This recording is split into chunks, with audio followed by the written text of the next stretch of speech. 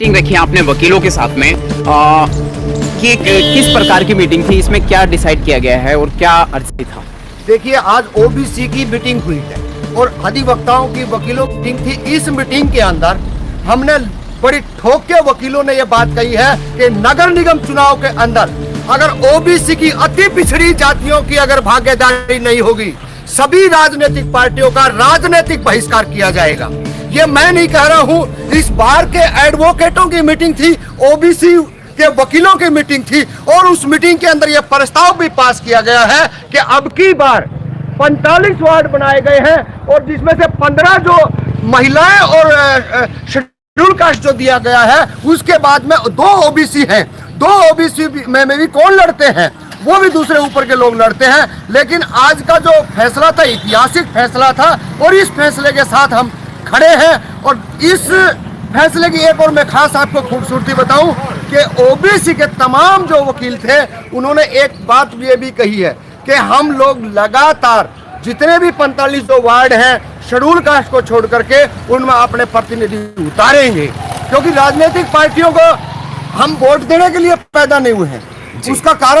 उसका कारण यही है कि हमारे वोट ले लेते हैं। जब शिक्षा की बात आए, रोजगार की बात आए, हिस्सेदारी की बात आए, तो वहां पे ओबीसी का कुछ भी नहीं है। अति पिछड़ी जातियों के साथ में जो इस देश का संविधान ये कहता है कि सबको इक्वल बराबर का हक मिले, लेकिन हमारे साथ जो छुआछात की जा रही है इस देश के अंदर, जो लगातार जो पूंजीवादी जो लोग हैं वो मलाई काट रहे हैं। भाई, हम सरकार से क्या बात, यही बात कह रहे हैं ना कि इस देश के अंदर जातिगत जनगणना हो। जो 10% का रिजर्वेशन है बगैर आंदोलन के, बगैर किसी चर्चा के दिया जाता है, लेकिन इस देश के अंदर 52% आबादी है, उसका हक क्यों नहीं दिया जा रहा है? इस देश के अंदर तमाम जो लोग हैं, चाहे मध्य प्रदेश से ले लो, हरियाणा से ले लो, उत्तराखंड से ले लो, केरला से ले लो, तमिलनाडु से ले लो, वो एक ही कार्य है कि इस देश के अंदर जातिगत जनगणना होनी चाहिए। जातिगत जनगणना सरकार नहीं करवाना चाहती। उसको पता चल जाएगा कि इस देश के अंदर भेड़िए कौन है। जो पूंजीवादी जो लोग हैं वो इस देश को खोखला करने का उन्होंने ठेका ले रखा है। लगातार 2 साल से जिस तरीके से बच्चों की एजुकेशन पे पाबंदी लगाई गई है, लगातार हरियाणा के अंदर हम देख रहे हैं किस तरीके से ओबीसी के करा जी 8% रिजर्वेशन है। किस बात की रिजर्वेशन दे रही है सरकार? वो कहे ना सीधे मुंह से कि आपकी 52% आबादी परसेंट है तो आपको राजनीतिक हक मिलेगा, लेकिन इनके मुंह में दही जमी हुई है। सरकार जो है, पिछली सरकारें भी निकम्मी थी और उससे ज्यादा बीजेपी और आरएसएस के लोग हैं जो लगातार इस देश के अंदर हिंदू मुस्लिम की बात करते हैं, शिक्षा की बात नहीं करते, रोजगार की बात नहीं करते, हिस्सेदारी की बात नहीं करते। और आज एक चीज और है, जिस तरीके से पीछे सरकार ने कहा था कि सिविल वर्दी के अंदर लठ लेके गुंडे, वो लठ वालों को भी हम देखेंगे। ओबीसी महासभा के लोग, ओबीसी के अति पिछड़ी जाति के लोग हलक में हाथ दे करके अपना हक मांग रहे हैं। और सरकार को बता देंगे, गाय का मामला होता, हिंदू मुस्लिम करने का मामला होता, आप धाड़े मारते हो। अरे इस देश का 52% ओबीसी है, उसकी बात भी करना सीखो। कब तक भाईचारे को बिगाड़ोगे, कब तक ये गुंडागर्दी चलाओगे? लेकिन आज जिस तरीके से जो मीटिंग हुई है, इस मीटिंग के अंदर अच्छा प्रस्ताव पास हुआ है। सोमवार को अभी ज्ञापन दिया जाएगा और उसके बाद में नेक्स्ट एक मीटिंग है। काफी अच्छा रहा है, जिसमें एससी के लोग भी थे, ओबीसी के थे, माइनॉरिटी था और हमारे साथी वकील साहब काफी मतलब वो थे।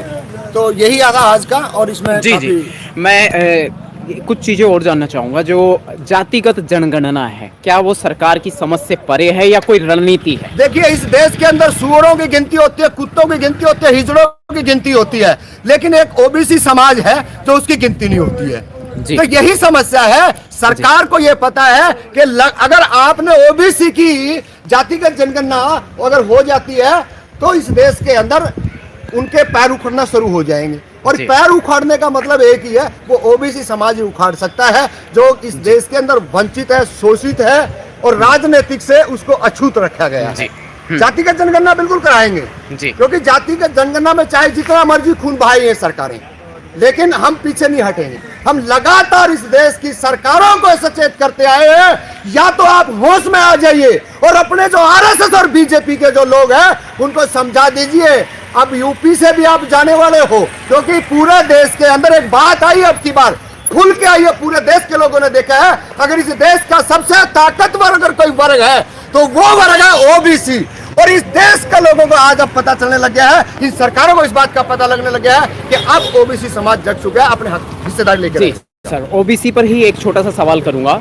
एक अभी यादव साहब थे पीछे, उन्होंने एक थप्पड़ मार दिया था कोरोना काल में, उनको बर्खास्त कर दिया गया इस गलती पर, लेकिन इनके बड़े बड़े अपराधों को नज़रअंदाज किया जाता है जनरल वालों पे, इस पर क्या कहेंगे? देखिए, यूपी की 4-5 घटनाएं ऐसी हैं, सिंगर है और अभी 8-8 आरोपियों का हत्यारा चुनाव के टाइम पे अगर बाहर आता है तो इस देश के लोग मूर्ख नहीं हैं। इस देश के लोगों को ये पता है कि जो किसानों का, मजदूरों का जो हत्यारा है वो बेल पर आया है, तो लोग इसी तरह, जिस तरीके से मैं इस लघु सचिवालय के सामने आके अपनी बात कर रहा हूँ, एक एक इस देश का नागरिक बाहर आएगा और वो अपनी बात को इसी तरीके से कहेगा।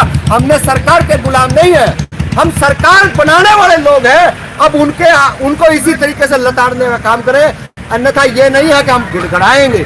अपना हक है, अपनी आबादी है, अपनी हिस्सेदारी की बात है, वो हम लेकर के रहेंगे। जी, बहुत अच्छा, बहुत बढ़िया।